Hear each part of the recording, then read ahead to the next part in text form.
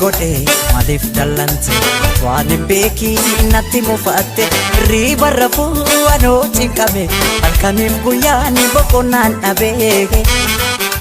ainsi eegaan abdiin kutuu si maleen fedhu amma dhumaattu kootu kootu kootu kootu kootu anaaf jedhi kootu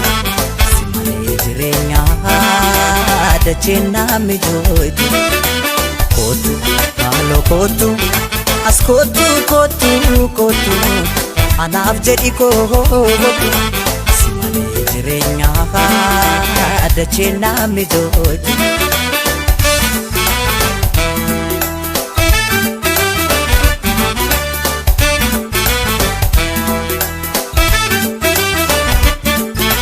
Amaan dubbannee nama beekutti nati sin beekta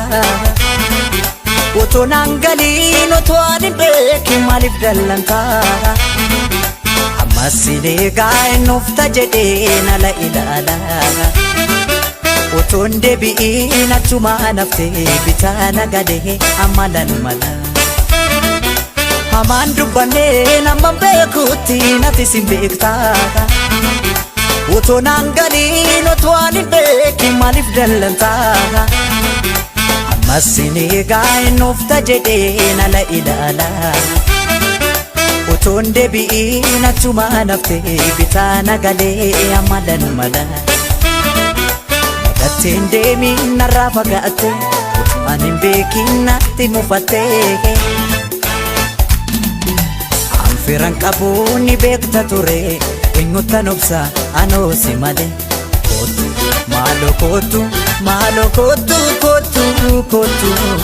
anaaf jedhi kootu si malee jireenyaa dacheen naami jooytu kootu maaloo kootu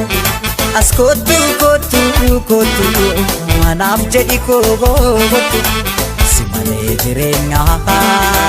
dacheen naami jooytu.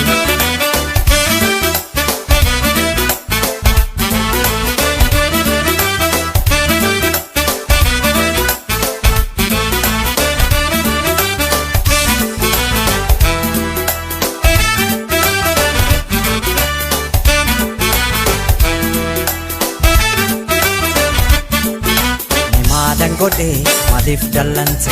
waan hin beekiin natti mufatte riba rafuu anoo cinqame halkaniif guyyaan boqonnaan dhabe ainsi eegaan abdiin kutuu si maleen fedhu amma dhumaattu kootu kootu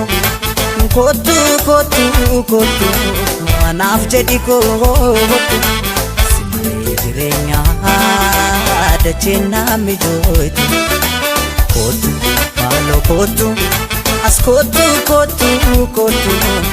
anaaf jedhi kootu si malee jireenyaa dacheen naami jooytu.